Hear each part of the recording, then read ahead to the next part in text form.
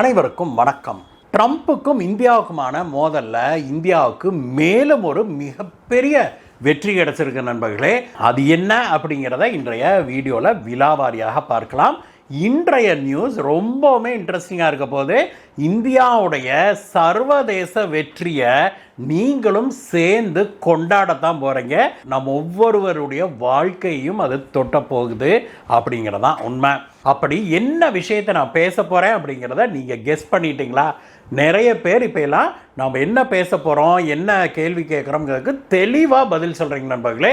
அதே போல் இந்த வீடியோவில் நம்ம என்ன பேச போகிறோம், எந்த டாப்பிக்கை பேச போகிறோம் அப்படிங்கிறத நீங்கள் கணிச்சிருந்தீங்க அப்படின்னா கீழே இருக்கிற கமெண்ட்ஸில் எழுதுங்க. யாரெல்லாம் லேட்டஸ்ட் நியூஸோட அப்டேட்டடாக இருக்கிறீங்க அப்படிங்கிறத கமெண்ட்ஸை பார்த்து நம்ம தெரிஞ்சுக்குவோம். வாங்க. அதுக்கு முன்னாடி நம்ம சேனலுக்கு நீங்கள் புதுசாக வந்திருக்கிறீங்க அப்படின்னா கீழே இருக்கிற சப்ஸ்கிரைப் பட்டனை தருங்க. பக்கத்துலேயே அந்த பெல் ஐக்கன் இருக்குல்லையே, அதை கிளிக் பண்ணிவிட்டு ஆல் அப்படிங்கிற ஆப்ஷனை கிளிக் பண்ணிங்கன்னா நம்ம போடுகிற வீடியோக்கள் எல்லாம் உங்களை வந்து சேரும். அதே போல் நம்முடைய சேனலை ஃபேஸ்புக்லையும் இன்ஸ்டாகிராம்லையும் ஃபாலோ பண்ணுறவங்களும் நம்மளுடைய சேனல்களுக்கு அங்கே லைக் போடுங்க நண்பர்களே, ஃபாலோ பண்ணுங்கள். உங்களுடைய லைக்ஸும் ஷேர்ஸும் தான் எங்களுக்கு மிகப்பெரிய ஊக்கமாக வருது. வாங்க நண்பர்களே, வீடியோவுக்கு போகலாம்.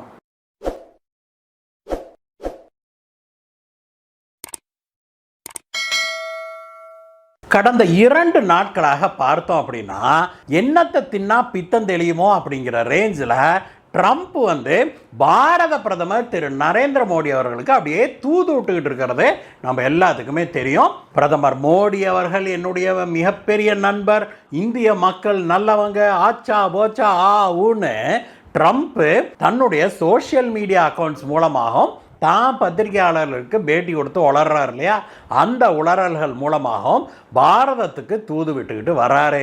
அதில் ஒரு லேட்டஸ்ட் டெவலப்மெண்ட்டாக இந்திய அமெரிக்க வர்த்தக பேச்சுவார்த்தைகள் மீண்டும் தொடங்கி நடந்து வந்து கொண்டிருக்குது அப்படின்னு அவர் சொல்லியிருக்கிறாரு. அதை இந்தியாவும் ஆமோதிச்சிருக்குது.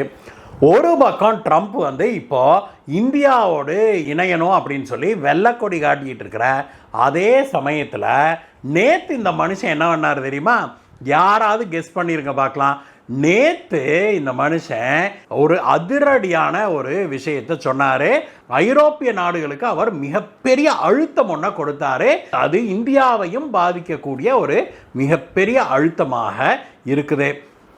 அது என்ன அப்படின்னு இப்போயாவது நீங்கள் கெஸ் பண்ணிட்டீங்களா? இல்லைனாலும் பிரச்சனை இல்லை, நானே சொல்கிறேன் நண்பர்களே. நேற்று அமெரிக்க அதிபர் ட்ரம்ப் ஐரோப்பிய யூனியனுக்கு அழுத்தம் ஒன்றை கொடுத்தார். அவர் என்ன சொன்னார்னா, ஐரோப்பிய நாடுகள் இந்தியா, சீனா, ரஷ்யா ஆகிய 3 நாடுகளின் மீதும் 100% வரி விதிக்கணும். எப்படி அமெரிக்காவில் இந்த மனுஷன் இறக்குமதி ஆகிற பொருட்களுக்கு 50% வரி விதிச்சார் இல்லையா இந்திய பொருட்களின் மீது, அதே போல இந்தியா, சீனா, ரஷ்யாவுடைய பொருட்களின் மீது ஐரோப்பிய யூனியன் 100% வரி விதிக்கணும் அப்படின்னு சொல்லி இந்த மனுஷன் சொன்னாரு. அதுவும் அதட்டுகிற தொனியில இவர் சொல்லியிருந்தாரு. இதை வந்து ஐரோப்பிய நாடு தலைவர்கள் ரசிக்கவில்லை அப்படின்னு சொல்றாங்க. அதே சமயத்தில் அமெரிக்க அதிகாரிகள் ஐரோப்பிய அதிகாரிகளை தொடர்பு கொண்டு நேற்று முதலாக பயங்கரமான பிரஷர் கொடுத்து வர்றாங்களாம். இந்த மாதிரி நீங்கள் இந்தியா, சீனா, ரஷ்ய பொருட்களின் மீது கடுமையான 100% இறக்குமதி வரி விதிக்கணும் அப்படின்னு சொல்லி பயங்கர ப்ரெஷர் போட்டு வராங்க அப்படின்னு செய்திகள் வெளியானது. இதை தொடர்ந்து இன்றைக்கு காலையில் ஐரோப்பிய யூனியன்லேருந்து வெளிவந்திருக்கிற ஒரு செய்தி என்ன அப்படின்னாக்க, அமெரிக்க அதிபர் ட்ரம்ப் எவ்வளவுதான் அழுத்தம் கொடுத்தாலும் மிரட்டினாலும் நாங்கள் அடிபணிய மாட்டோம். இந்தியா எங்களுடைய நட்பு நாடு. இந்தியாவின் மீது நாங்கள் அனாவசியமாக இப்படியெல்லாம் நாங்கள் இறக்குமதி வரியெல்லாம் விதிக்க மாட்டோம். எங்களுடைய பாலிசின்னு ஒன்று இருக்குது, அதன்படி தான் நாங்கள் வந்து நடந்து கொள்ளுவோம். எங்களுடைய பாரம்பரியமான வழக்கத்தின்படி தான் நாங்கள் செயல்படுவோம். ட்ரம்ப் சொல்கிறாரு அமெரிக்கா மிரட்டுதுங்கிறதுக்காக நாங்கள் இந்தியாவை பகைத்து கொள்ள மாட்டோம். சரியாக அதே வார்த்தையை சொல்லியிருக்கிறாங்க, நாங்கள் இந்தியாவை பகைத்து கொள்ள மாட்டோம் அப்படின்னு சொல்லி ஐரோப்பிய யூனியன் சொல்லியிருக்குது. இதில் குறிப்பாக நாம் என்ன பார்க்கணும் அப்படின்னா, சில தினங்களுக்கு முன்னாடி தான் ஐரோப்பிய யூனியனுடைய ஒரு வர்த்தக குழு இந்தியா வந்து பேச்சுவார்த்தை நடத்திட்டு போயிருக்கிறாங்க. அது என்ன குழு தெரியுமா? இந்தியாவும் ஐரோப்பாவும் பல ஆண்டுகளாக அவங்க வந்து பேச்சுவார்த்தை நடத்தி வராங்க. எதுக்கு தெரியுமா? ஃப்ரீ ட்ரேட் அக்ரிமெண்ட் ஒன்று கொண்டு வரணும். அதாவது இந்திய பொருட்கள் ஐரோப்பிய யூனியனுக்குள்ள இறக்குமதி ஆனாலோ, ஐரோப்பிய யூனியன் பொருட்கள் இந்தியாவுக்குள்ள நம்ம இறக்குமதி பண்ணாலோ ரெண்டு நாடுகளுமே பரஸ்பரம் வரி விதிப்பதில்லை அப்படிங்கிற ஒரு அக்ரிமெண்ட். அது உங்களுக்கு நல்லா நினைவு இருக்கும் நண்பர்களே, சில வாரங்களுக்கு முன்பாக இங்கிலாந்துக்கும் இந்தியாவுக்குமான ஃப்ரீ ட்ரேட் அக்ரிமெண்ட்ல நம்ம கையெழுத்திட்டோம் இல்லையா? அதே போல ஐரோப்பிய யூனியனோடும் இந்தியா பேச்சுவார்த்தை நடத்தி வருது. அதுவும் பல வருடங்களாக நடக்குது. இப்ப லேட்டஸ்டாக இந்தியா வந்துட்டு போனாங்க இல்லையா பேச்சுவார்த்தைக்கு, அது 13வது ரவுண்ட் ஆஃப் பேச்சுவார்த்தை அப்படின்னா பார்த்துக்கோங்களேன். இது இந்த வருட கடைசியிலையோ அல்லது அடுத்த வருடம் 2026ஆம் வருடமோ இந்த ஒப்பந்தத்தில் கையெழுத்திடுவாங்க அப்படின்னு சொல்லி ஐரோப்பிய அதிகாரிகளும் இந்திய அதிகாரிகளும் சொல்லியிருக்கிறாங்க. இது தொடர்பாக பத்திரிகையாளர்களை சந்தித்த இத்தாலியுடைய பிரதமரான மெலோனி இருக்காங்க இல்லையா, அவங்க என்ன சொல்லியிருக்காங்கன்னா, ட்ரம்ப் மிரட்டுறாரு அப்படிங்கிறதுக்காக நாங்க இந்தியாவை பகைத்து கொள்ள மாட்டோம். இந்தியா தான் எங்களுடைய வருங்கால ஸ்ட்ராங் பாயிண்ட், ஸ்ட்ராங் பில்லரு. அதனால இந்தியாவோடான வர்த்தகம் மேலும் மேலும் வளர்வதைத்தான் நாங்க விரும்புறமே ஒழிய இந்த மாதிரிலாம் நாங்க பண்ண மாட்டோம் அப்படின்னு சொல்லி அவங்களே சொல்லியிருக்கிறாங்க. இது பத்தாதுன்னு பல ஐரோப்பிய தலைவர்களும் கடந்த 24 மணி நேரங்களுக்குள்ளாக இப்படி இந்தியாவை நாங்க பகைத்து கொள்ள விரும்பவில்லை. Future is India. The future economic progress will happen in India. வருங்காலத்தில் இந்தியா ஒரு மிகப்பெரிய சக்தியாக வரும். நாங்க இந்தியாவை பகைத்து கொள்ள விரும்பவில்லை அப்படின்னு வெளிப்படையாகவே சொல்லிட்டாங்க. இவங்கெல்லாம் ஒவ்வொருத்தரா சொல்ல அங்க அமெரிக்கால நம்ம ட்ரம்ப்புக்கு அப்படியே காதுல மூக்குல வாயிலாம் புகை போகுது அப்படின்னு சொல்லி கேள்விப்படுற நண்பர்களே, அவர் உடனே ஐரோப்பிய யூனியன் மேல நான் ஆக்ஷன் எடுப்பேன் அப்படின்லாம் தன்னுடைய க்ளோஸ் சர்க்கிள் கிட்ட உதாரணத்துக்கிட்டு வர்றதாக செய்திகளும் வெளியாகி இருக்குது. மேலும் ஐரோப்பிய யூனியனுடைய தலைவர்கள் சிலர் என்ன சொல்லியிருக்கிறாங்க அப்படின்னாக்க, இந்தியா தான் எதிர்காலமே.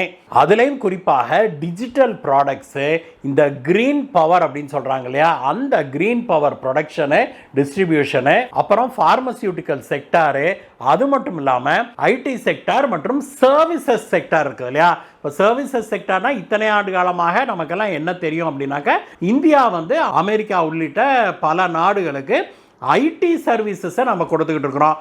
அங்கே இருக்கிற டாக்டர்களுக்கு நாம் அவங்களுடைய டேட்டாவை அவங்க ரெக்கார்ட் பண்ணுவாங்க, நாம் இங்கே டைப் பண்ணி அவங்களுக்கு கொடுப்போம், கரெக்ஷன் பார்ப்போம், எழுதி கொடுப்போம். இந்த மாதிரியான சர்வீசஸ் அவங்களுக்கு அங்கே இருக்கிற கம்ப்யூட்டர் பயனாளிகளுக்கு சர்வீஸ் வேணும்னு வைங்களேன், அவங்க ஃபோன் பண்ணாங்கன்னா அங்கே இருக்கிற சர்வீஸ் ஆளுக்கு போகாது, நேராக இந்தியாவுக்கு வரும்.